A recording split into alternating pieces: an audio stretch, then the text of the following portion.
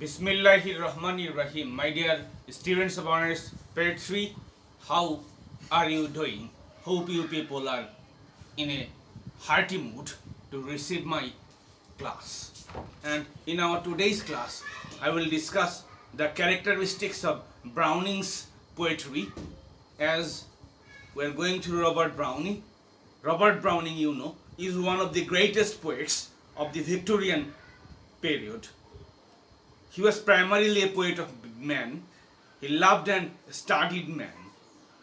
Thus, he declared that his stress lay on incidents in the development of the soul. He was a poet of personality and the soul. Men's thoughts, feelings, and desires remained his supreme interest from first till the last. But the soul has numerous points of contact with the outer world. These points of contact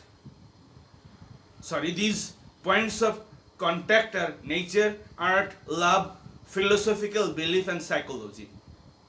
And now we will see Browning's concept of nature. Unlike Wordsworth, who thinks that a common spirit breathes through nature and man, Browning considers nature as a separate entity. Even if their powers unites, as in by the fireside, it is but a momentary union. Nature is, however, most of the time a part of man's background. There is no vital sympathy between man and nature. Indeed, nature can often be hostile to man. Nature descriptions serve to reinforce the reality or actuality of the scene of some incident. It is an appropriate background for man's thoughts and emotions. Browning's descriptions of nature abound in brilliant color and do not express any suggestion of mystery or depth. And now let us see Browning's attitude towards art. The arts form another chief interest in Browning's poetry. Once again, art is interesting because it is a means for man to express himself to mankind. Thus, the focus is on human personality.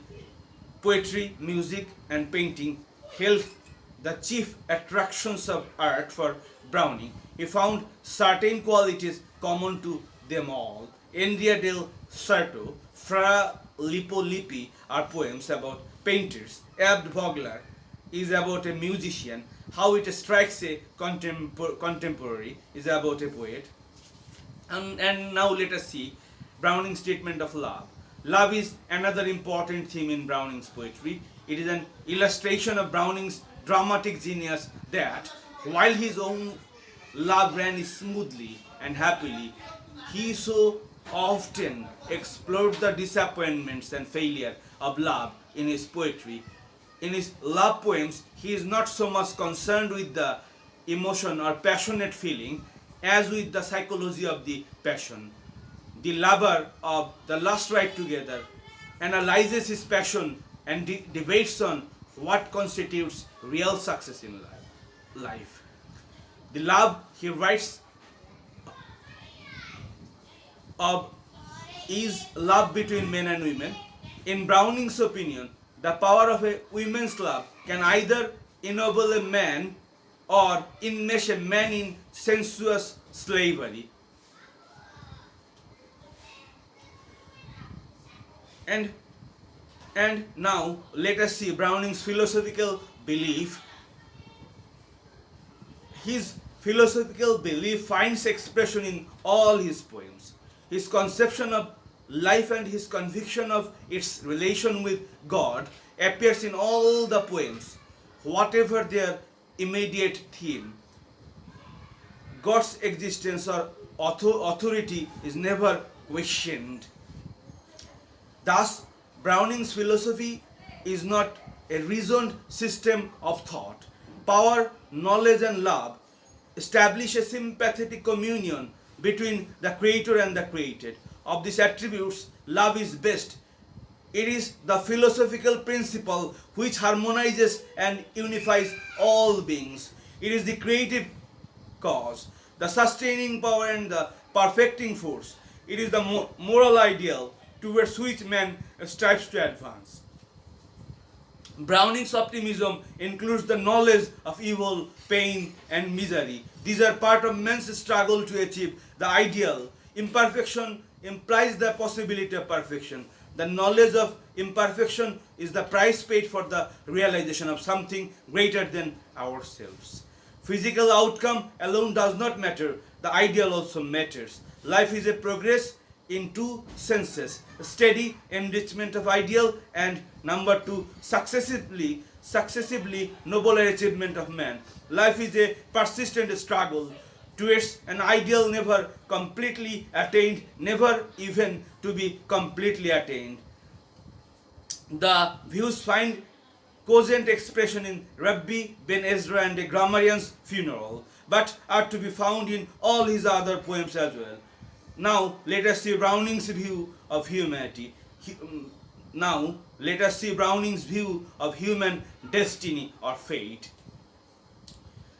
Browning's view of human fate is to believe in the dictum man has forever, that is, an enlarged concept of the immortality of soul. It is thus that failure in this world does not matter, for success will come in heaven. Judgment is not passed on accomplishment but on effort, impulse, and nobility of soul. On earth, there are the broken earths, in heaven, a perfect round.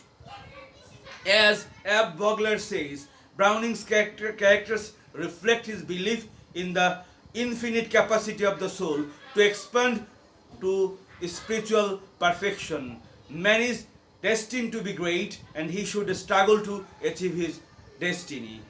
And now let us see Browning's technique of dramatic monologue. The dramatic monologue best suited the poetic genius of Browning. It satisfied both his dramatic bent of mind and his inclination to probe into the mind of man.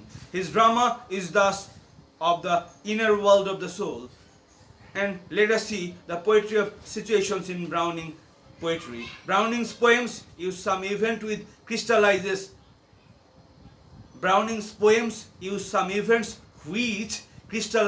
all the elements of personality about itself, so that a soul's history is told in an episode of an hour. Such situations give him the opportunity to unravel the almost inextricable tangle of motives in human personality.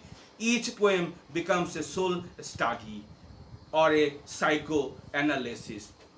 And now let us see the conversational style in Browning's poetry. The dramatic monologue are written in an appropriately conversational style. The words generally suit the characters who speak them. Mostly written in blank verse, the language is racy, free, and vigorous in rhythm, bristling with colloquialism, and generally have a fluent flow of words.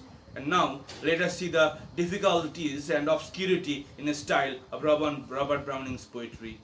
The charge of obscurity against Browning cannot be denied, at least in some of his poems, and arises chiefly because of his style and diction. Firstly, his allusions are drawn from many little known sources, which requires a vast knowledge on the part of the reader.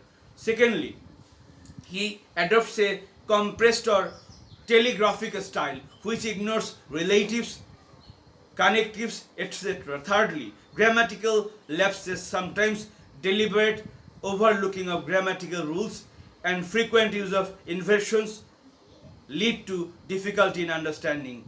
And now let us wrap up our discussion by saying the concluding part of the characteristics of Browning's poetry. Generally speaking, however, much of the obscurity is overcome if one merely gets used to Browning's style and then one is prepared to be somewhat mentally alert. Compton Rickett remarks, all his writings are experimental studies in spiritual experiences. W.S. Landor called Browning's poetry as the most individual voice of the century. Arthur Symons accords him high praise by placing him on a level with Shakespeare in richness of nature, in the scope and penetration of mind and vision, in all the potentialities of poetry. He continues, if the best poetry is that which reproduces the most of life, his place is among the great poets of the world. And my dear students, with these few words, let me conclude my class for today. Thank you very much for listening.